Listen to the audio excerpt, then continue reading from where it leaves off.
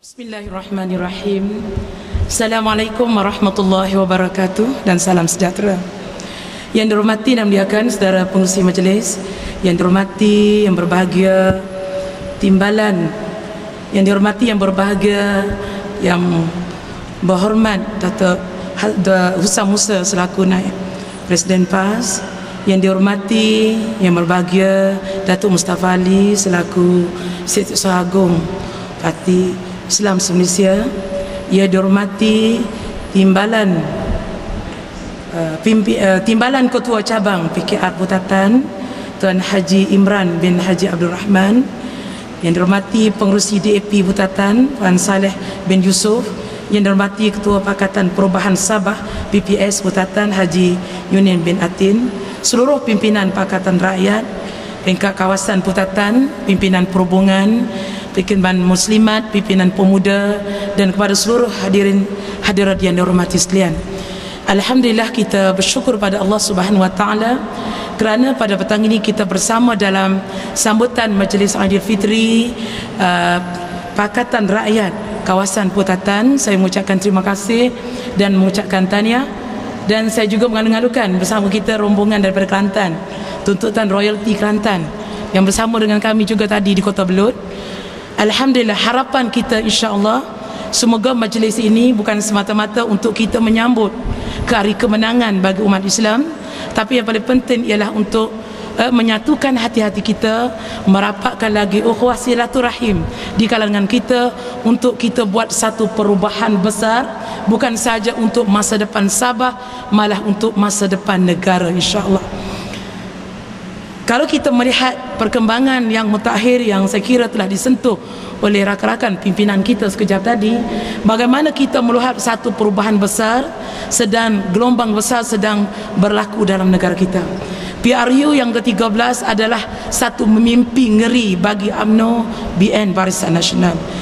Kita melihat perkembangan yang berlaku pada hari ini adalah satu perubahan yang bakal membawa suatu catatan sejarah di mana kita melihat kebangkitan rakyat di seluruh negara, bukan sahaja di kalangan orang Islam, orang bukan Islam, malah melibatkan pelbagai golongan lapisan masyarakat, termasuk artis, termasuk golongan penggerak-penggerak masyarakat, NGO, para akademik dan sebagainya, yang kita lihat mereka ini ingin melihat satu perubahan besar berlaku dalam PRU yang ke-13. Jadi harapan kita semoga perubahan ini bukan saja akan membawa satu kemenangan terutama bagi rakyat di Sabah, yang kita semua tahu selama ini walaupun sudah 49 tahun Sabah berada di bawah Malaysia, tetapi apa yang berlaku hari ini ialah negara ini, kekayaan yang ada dalam negara ini dikaut sewenang-wenangnya kekayaan oleh pemimpin UMNO dan Barisan Nasional. Kita rakyat menonton dan melihat sendiri bagaimana khazanah bumi yang begini banyak dirompak hasilnya oleh pemimpin UMNO dan Barisan Nasional. Kita juga melihat bagaimana pelbagai penyelewengan, pelbagai salah guna kuasa berlaku.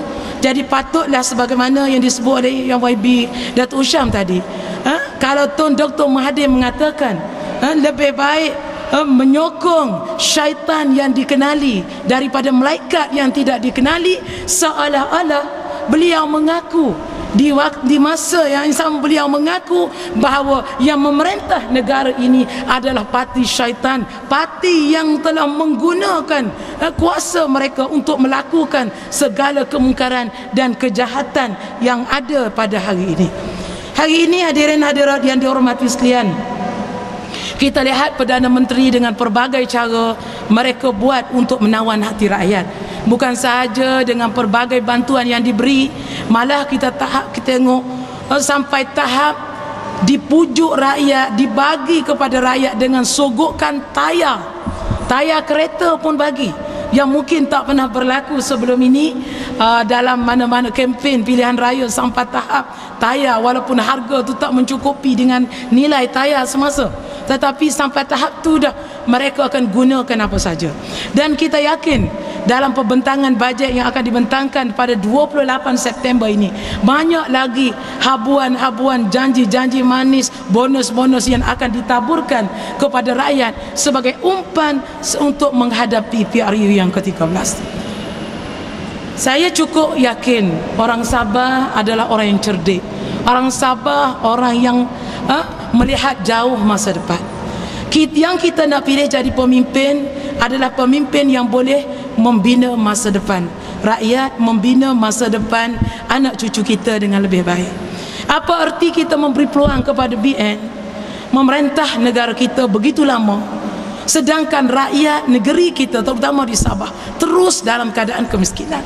Saya melihat tadi dalam rancangan TV wawancara yang dibuat oleh Ahli Parlimen Kota Belud, apabila soalan wartawan, soalan daripada yang ditanyakan kepada beliau tentang kadar kemiskinan di Sabah, dengan rasa tak segan silu dia katakan BN begitu berjasa di Sabah. Katanya kemiskinan di Sabah sekarang hanya tinggal 15% saja katanya.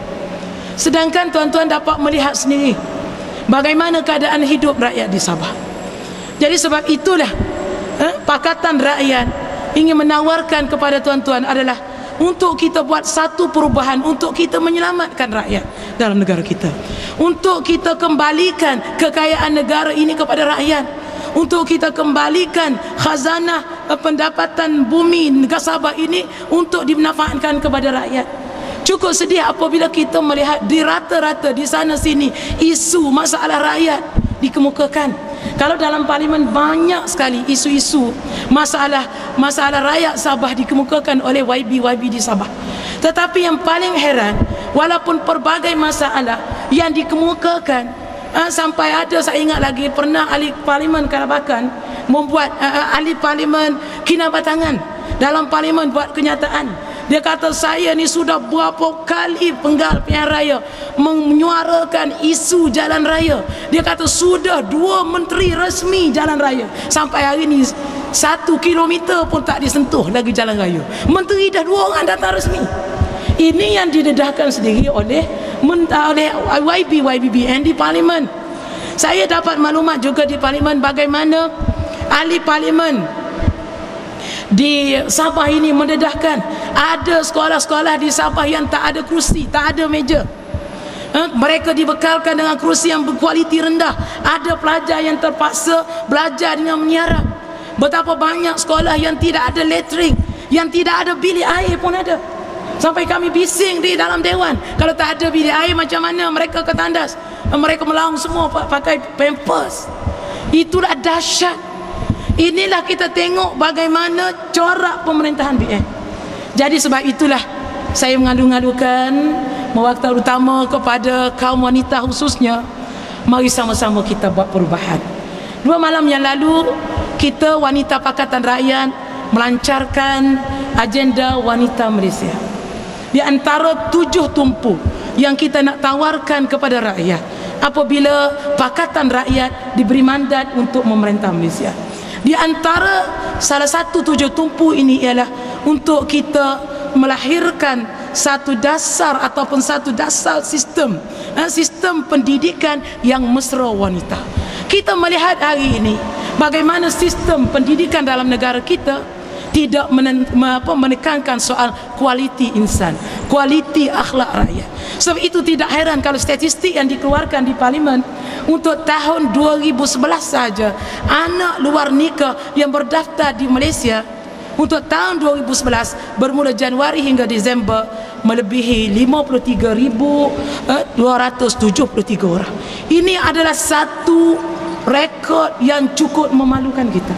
Apalagi di saat masalah wanita, masalah yang melibatkan rakyat, terutama golongan wanita yang dieksploitasi, yang diskriminasi. Banyak isu yang berlaku dalam negara kita. Perdana Menteri Malaysia yang saya rasa satu-satunya dalam dunia, satu-satunya menteri wanita dalam dunia adalah di kalangan kaum lelaki, sekaligus memberi gambaran seolah-olah UMNO tidak mengiktiraf peranan yang dimainkan oleh wanita ataupun wanita UMNO itu sendiri. Mereka seolah-olah tidak meyakini di kalangan pemimpin wanita UMNO, malah Perdana Menteri sendiri yang mengambil alih sebagai Menteri Wanita. Jadi sudah tentulah mereka tidak akan menteri lelaki, sudah tentulah mereka tidak akan menjawai apa masalah yang menghantui ataupun yang dihadapi oleh kaum wanita. Jadi insya-Allah hadirin hadirat yang dihormati sekalian, banyak perubahan dan kebaikan yang bakal akan dibuat sekiranya Pakatan Rakyat memerintah. Kita melihat kejayaan kita di negeri-negeri Pakatan Rakyat. Kita melihat kejayaan Kelantan 22 tahun. Kita melihat kejayaan Selangor, kerajaan negeri Pulau Pinang, kerajaan Kedah.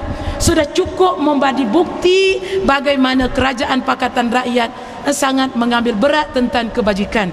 Apalagi di antara agenda utama kita di Wafati Islam untuk membentuk atau membawa dan satu tema iaitu negara berkebajikan, di mana negara kebajikan menjadi agenda utama dalam pentadbiran kita insya-Allah.